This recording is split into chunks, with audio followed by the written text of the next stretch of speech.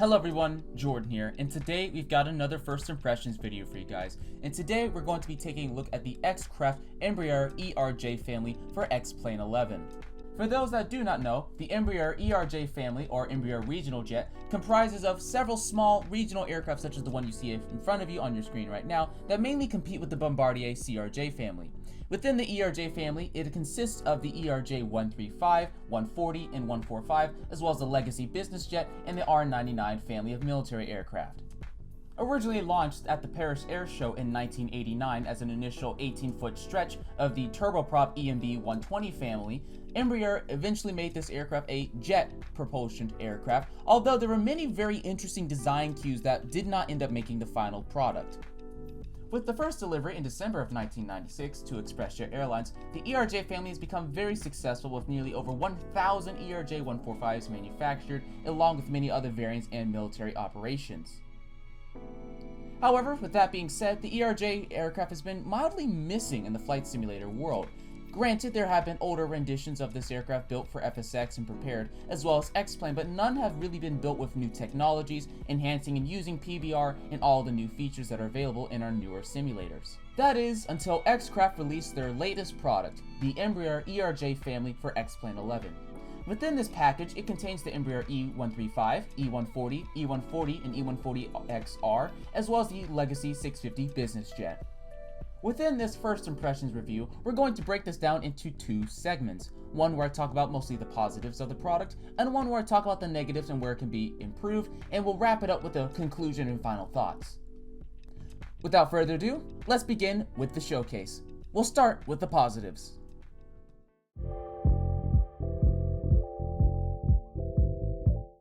The first thing I would like to mention when we talk about the positives of this aircraft is how beautifully modeled it is. Within the X-Plane world, modeling for some reason is a bit of a problem, and a lot of aircraft and products aren't properly modeled or have some flaw in the external model or texturing. However, when you look at this product, it's not present. The developers at X-Craft have done a beautiful job utilizing normal maps and PBR, as well as texturing and just modeling in general to present a beautiful yet realistic and accurate rendition of the ERJ family. If I'm being completely honest, this is one of the most beautiful planes I have ever experienced in X-Plane 11. It's beautiful. I love the PBR materials. I love the skills and techniques they used with the normal maps to make the reflections look just perfect, and it's just so beautiful to look at. I'm really impressed by X-Craft, and I feel like they really knocked it out of the ballpark, and honestly, they've outdone themselves. Oftentimes, my expectations aren't very high for X-Plane products because, modeling, as you know, can be a problem. But with X-Craft, they consistently do a good job with the modeling, and I'm very impressed. Continuing on the discussion of modeling, we can go to the interior, more specifically, the cockpit. As you can see, the cockpit is also beautifully modeled. It shows that it has wear and tear from the textures and normal maps, and I think that's really good because, let's be real here, most of these aircraft are beat up. They're not in perfect condition, and I like that they added some grime and dirt to the cockpit, and it really feels like it's a used airliner that does daily operations very frequently. Some of the textures might be a little dirty for my taste, but I'm very sure that there are ERJs in real line service that are this dirty, so I have no real complaints there. I think X-Craft did a beautiful job with texturing and modeling, and I do believe that one of the developers is a VHX artist, and he really applied his skill in that field to making this a beautiful product. Furthermore, once we leave the cockpit, as you can see, the detail continues to the entire cabin, and I am very impressed. It's just beautiful how much detail went into this aircraft. As you can see, we have a galley right here, we have the R1 exit right here, and the interior as well as modeled. It's a very nice, clean, traditional interior. It's nothing too fancy, nothing that really hurts or harms frame rate, but it's very aesthetically pleasing to look at. There's still plenty of detail, as you can see, safety cards in the seat back that are in high resolution and everything. It's just really well done, and I'm very well impressed. As you can see, you can look through the windows and see the exterior of the aircraft, and even still, I'm just kind of lost for words because I'm not used to products being this beautiful in terms of the external model in X-Plane. It's just very well done. Furthermore, in the Embraer Legacy product that is also available in this package, it features a custom business class interior. I'm very impressed that they, took the time to model this, whereas other developers simply just might ignore it. This really shows that X-Craft is very dedicated with what they do, and they don't like to scam or cheat their customers out. I'm very impressed. Great job. Alright, I'm currently in the E145, and what I would like to show next that I really like is if we hover our mouse to the left, we get a menu. Now within this ground menu right here, we can toggle and operate a lot of things. We can turn on ground power, we can turn the chocks on and off, we can open the cargo doors, as well as the forward doors as well. It's a very detailed thing, I like it. We also can add removable for flight stickers towards the rear and engine covers. I like it, it's very simple, gets the job done, and it's not overly complicated. Furthermore, a checklist is also provided.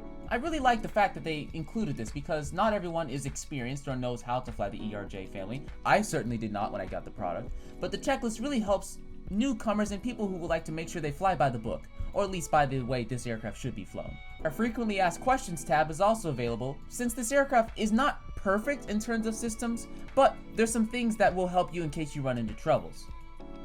As you can see, it's pretty extensive, and it really goes through a lot of things that help you fly the aircraft and answers a lot of questions. Alright, so let's get the batteries on.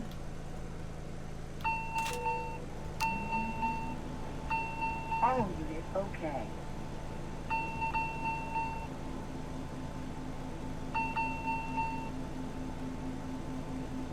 Yeah, as you can see the displays and systems coming online, you can hear really how well the sounds are in this aircraft as well. I'm very much liking the sounds, as well as just seeing things in the displays come alive. Granted, it's not perfect, but it feels immersive, and I think X-Craft did a beautiful job with that. Alright, as I'm starting the APU, you can see how you can pull up the displays simply by clicking on them. Now, this is something I might mention in the negatives as it's more personal preference, as I'm used to mostly the prepared airliners where they don't really do it in this style, but it works, it really does. So, I like how the displays kind of pop up right here. It's different, but I like it. And it's a good way for information to be displayed for the users right here in a non-traditional way. It's very unorthodox compared to what I'm used to. And we can just click it and it goes away. Alright, so once we go to the flight management computers, you can see we have the default X-Plane 11 FMC right here, as well as the Tecton FMC on the left. Now, what I've heard is that this FMC is actually a little more complicated or complex than the real ERJ FMC. Now, of course, it works fine, and if you ever have a little trouble, you can always use the default FMC, which is something I did on my first practice flight. So, I'm really glad that they included both of these options, that both can work. As you can see, just kind of having a knowledge of how a Boeing or an Airbus FMC works, or even a McDonnell Douglas FMC, you can easily kind of navigate your way around and figure out how to do this. Furthermore, when I do the fire test, I really like the fact that when you can see the level of detail really just in the texturing. You know, the red from the lights here actually looks like it's illuminating something, and not just a standard texture, so I like it a lot. Another thing I'd like to mention that is really cool and that shows that X-Crafts are actual human beings is the fact they've included Easter eggs around this aircraft. Now, I honestly have not taken the time to research and find all of them, but there's a few really cool ones that once you really start to dive into this aircraft, you'll find some cool gags and goofs. I put a picture of one of the Easter eggs on the screen, as you can see, and honestly, there's a lot of really cool things, and it shows that X-Craft, you know, they're fun people. They like to have fun, and they really just want to make sure you guys have fun as well with your with their product, and you enjoy your flights. Now, this might seem a little odd for me to mention, but as a repainter, this is something I've noticed that I'm really happy of. Now, the mapping for this aircraft in the texturing is actually pretty good. I like it. As a repainter, it's not absurdly stupid. There's a lot of airplanes that you might not expect that have mapping that makes painting them a little difficult, if not tedious or boring. But I really like the way this aircraft is mapped. It's nothing too difficult. You can make really good liveries pretty easily with this. And I just enjoy the fact that they're organized in their work. And really, this is something that's behind the scenes, but repainters, we notice this. And X-Craft did a very good job making sure that when they were modeling this, they had organized, good mapping that is acceptable at the very least. We can work with this. I would enjoy painting this plane, is what I'm trying to imply. And this is something that doesn't apply to all planes. There's a lot of popular planes in the X-Plane world that actually have terrible mapping. And I mean terrible mapping, where it's a pain to paint. But no, not this aircraft. X-Crafts did a great job. I know I've mentioned this earlier, but as I'm changing through the times of day, you can really see the PBR in action. You can see how beautifully it's really constructed. This is something that cannot be done easily. This is a lot of work put into this, and I know I've mentioned it earlier, but I really just want to give a big high five to these guys because they did a beautiful job visually for this aircraft, and just it looks beautiful in night lighting, in different lighting environments. So It shows that a lot of work went into this product and that a lot of time was spent perfecting it and making sure textures looked great. So I'm very happy that one of the lead developers has VFX experience, because he really has applied his skill to making this beautiful.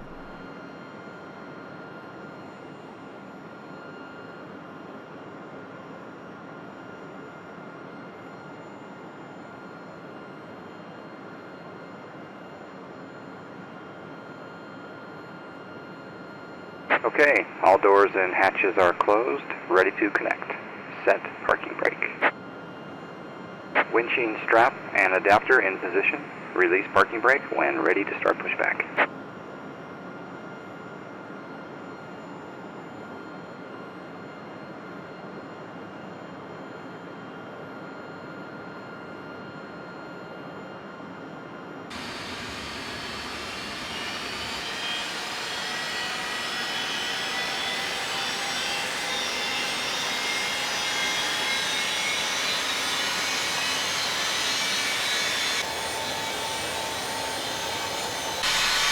So is disconnected and bypass pin has been removed. Hand signal will be on the left. We'll see you next time. Have a safe flight. Now, as I'm taxiing to the runway, we can now discuss what I think are the negatives of this product. And there's not many, honestly. But without further ado, let's begin with the negatives, as every product has one.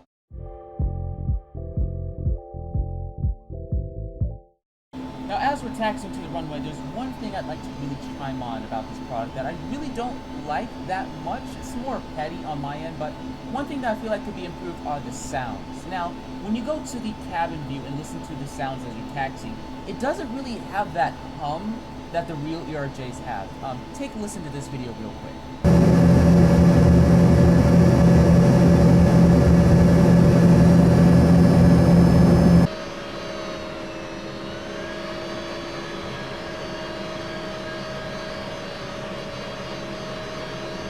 I feel like the sounds are trying to mimic the hum, but it's not doing it quite right. Again, it's more petty. It's more of a me thing, because I get crazy obsessed with sounds, and that's something that is more of a me thing. There are plenty of ERJ pilots that could testify, that could say that's more realistic, and I'm just stupid, but in my personal opinion, sounds could be a little bit better. As I'm watching the takeoff roll, it really kind of dawns on me how hard it is for me to find things I really don't like about this aircraft. It's very difficult. I'm having to think, what do I not like about this plane? Because as I'm watching this take off, it's beautiful. I love watching this thing take off. It's so just gorgeous. I love it. X-Craft has knocked it out of the ballpark and have raised the bar. I'm very impressed. That's just so beautiful. I love it. I would like to make a quick revision to one of my negatives. Now, you can really kind of hear the hum I was talking about a little better and more realistic once you've taken off. But on the ground, it could still be a little better. But overall, it's nothing serious. I think they did a perfectly fine job. It's nothing too bad for that. Another thing I'd like to mention really is kind of the flying dynamics in general. This plane feels really light, like really light on the controls. And I'm not sure if that's my setup or something, but in my opinion, I wish the aircraft would have a little more weight to it. It's kind of that, I feel like you can throw this plane around. And in reality, in my opinion, I would assume the plane to be a little heavier on the controls, because you're physically lifting, you're physically moving flight controls. You're physically carrying people into the air. This is it has weight to it. And I feel like this plane is just a little too nimble. But, of course, I could be wrong. There are real ERJ pilots that you can kindly ask on Instagram for their opinions. And furthermore, X-Craft has stated that they did work closely with real ERJ pilots, So I'm sure their word has much more validation than mine. And if they say it's fine, then I guess it's fine. But that's just another thing that I'm trying to find that I'm a little about. But overall, there's not much I really don't like about this plane. So, yeah. Final thing that I really don't like about this plane is the price point.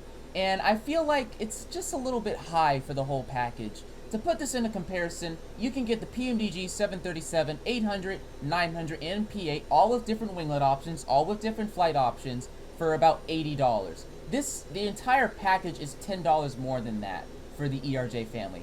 Which, I mean, it can be justified, but it also kind of can't be justified. It depends on who you're asking. In my opinion, I wish they would have priced it a little lower, maybe $20, $10, $20 cheaper, to be more around, $70, maybe $60. But again, that's my opinion. I know they did a lot of work and they deserve a lot of recognition and money for their hard work, but in my opinion, I feel like it's a little bit of a turnoff by how much they're charging, as well as the individual packages each being around $45. I feel like that's a little bit high. Maybe if they priced them individually around $30, that would be a little better, but honestly, I think just the $90 price tag for all of them, as well as the price tag for each individual one, is a little steep in my opinion. I feel like for an aircraft that is not study level, quote, quote, that it's just a teeny bit high, but in the grand scheme of everything, it's not that big of a deal. I understand where they're coming from, and I understand why they would choose to charge that much. So, yeah, that's more of a Jordan complain only thing, but yeah, that's pretty much all we have for the negatives. It's time for the wrap up.